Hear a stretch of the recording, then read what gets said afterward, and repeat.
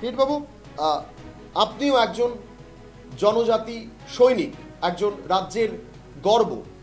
রাজ্যে আপনি দীর্ঘদিন ধরে আছেন, দীর্ঘদিন আপনার রাজনৈতিক বিভিন্ন অভিজ্ঞতা রয়েছে, একই সঙ্গে আপনি সমাজের একাধিক কাজের সঙ্গে যুক্ত।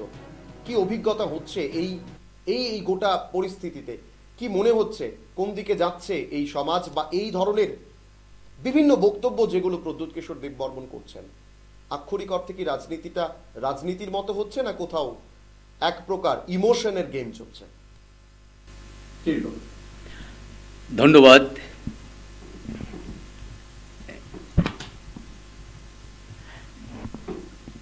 প্রশ্নের জন্য অনেক ধন্যবাদ।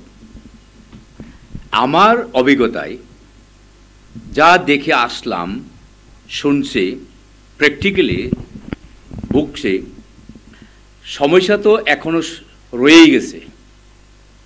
মাঠে নিয়ে আন্দোলন চলছে তিপ্রাসাদের, শুধু স্লোগান চলছে, মানতে হবে, দিতে হবে, দিতে হবে, মানতে হবে। এখনো একই সুর, এখনো একই অবস্থা, এটা আমি দেখছি আমার জীবনে।